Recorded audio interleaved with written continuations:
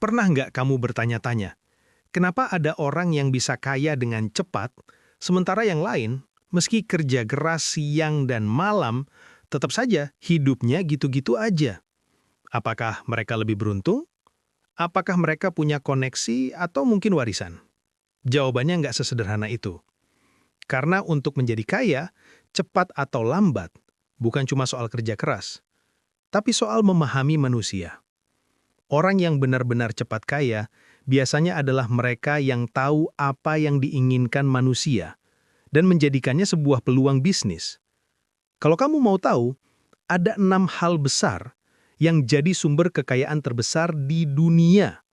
6 hal yang selalu dicari, selalu dibeli, dan selalu diinginkan manusia. Dari zaman dulu sampai nanti. Kalau kamu bisa bikin bisnis yang berkaitan dengan salah satu dari 6 hal ini, kamu punya potensi besar untuk jadi kaya. Dan bukan cuma kaya uang, tapi juga kaya makna. Mari kita bahas satu persatu. Pertama, bisnis yang berhubungan dengan nafsu cowok. Kita hidup di dunia yang penuh dorongan biologis. Nafsu, keinginan, dan rasa penasaran pria itu adalah salah satu kekuatan terbesar dalam dunia bisnis. Coba lihat industri hiburan, otomotif, teknologi, hingga olahraga. Hampir semuanya dikemas dengan cara yang memuaskan ego dan hasrat pria. Mobil cepat, gadget keren, game canggih, jam tangan mewah, parfum maskulin, semua dirancang untuk membangkitkan rasa gagah dan kejantanan. Cowok ingin merasa hebat, mereka ingin dikagumi, dan bisnis yang bisa memberikan perasaan itu akan selalu laris. Tapi ingat, ini bukan soal memanfaatkan nafsu, tapi soal memahami motivasi dasar manusia. Kalau kamu bisa nyalurkan dorongan itu ke arah yang positif, misalnya lewat fashion, kebugaran, atau konten motivasi pria, kamu bisa membangun bisnis yang besar, kuat, dan berpengaruh. Kedua, bisnis yang berhubungan dengan keinginan wanita untuk tampil cantik. Setiap wanita ingin merasa cantik, percaya diri, dan diterima.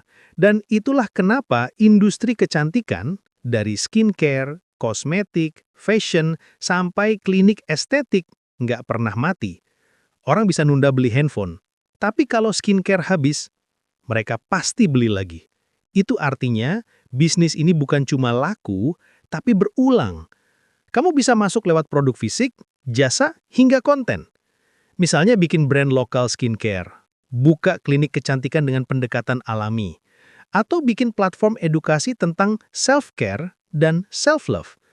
Intinya, kalau kamu bantu wanita merasa lebih baik tentang dirinya, kamu nggak cuma bikin mereka cantik, tapi juga membantu mereka mencintai diri sendiri. Dan itu adalah bisnis yang sangat bernilai. Ketiga, bisnis yang berhubungan dengan kesehatan orang tua. Semakin seseorang bertambah usia, semakin besar ketakutannya terhadap penyakit, dan semakin tinggi pula keinginannya untuk hidup sehat lebih lama. Itulah kenapa bisnis di bidang kesehatan orang tua punya potensi luar biasa besar, mulai dari alat kesehatan rumah, kursi pijat, vitamin, hingga layanan pemeriksaan rutin di rumah. Bahkan bisnis sederhana seperti catering makanan sehat atau suplemen herbal bisa tumbuh besar asal kamu fokus pada rasa aman dan kenyamanan. Anak-anak juga rela membayar mahal untuk kesehatan orang tuanya. Karena ini bukan sekedar transaksi, tapi bentuk kasih sayang.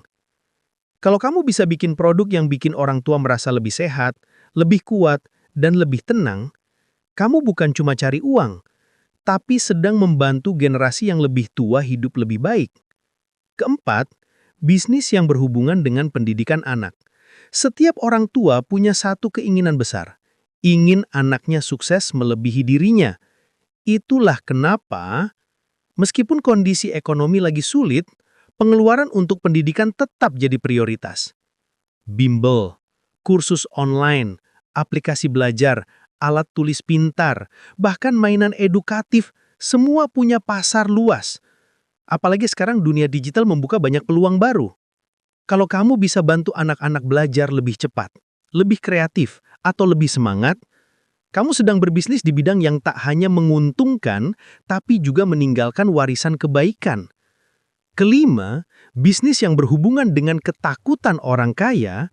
Semakin kaya seseorang, semakin besar pula ketakutannya kehilangan apa yang ia punya. Takut kehilangan uang, reputasi, atau keamanan keluarga. Dari sinilah muncul bisnis asuransi, hukum, keamanan digital, hingga konsultasi investasi dan properti. Kamu bisa bantu mereka melindungi aset, mengatur keuangan, atau sekedar memberi rasa aman. Karena ketenangan pikiran jauh lebih mahal daripada harta. Kalau kamu paham bagaimana menenangkan orang kaya, bukan dengan janji kosong, tapi dengan solusi nyata, kamu bisa membangun jaringan bisnis yang luar biasa kuat. Keenam, bisnis yang berhubungan dengan keinginan orang miskin untuk cepat kaya. Inilah sektor yang paling besar, paling ramai, tapi juga paling beresiko. Setiap hari, ribuan orang mencari cara cepat kaya. Itu sebabnya bisnis investasi, trading, kursus online, dan motivasi selalu punya pasar yang luar biasa. Tapi hati-hati, jangan jadi penipu. Jadilah pembuka jalan. Kalau kamu bisa bantu orang miskin belajar, meningkatkan skill, mengelola uang, dan punya mental yang benar, kamu nggak cuma kaya sendiri, tapi juga membuat orang lain naik kelas bersamamu. Itulah kekayaan yang sesungguhnya. Jadi, kalau kamu mau cepat kaya, jangan cuma tanya, bisnis apa yang lagi tren?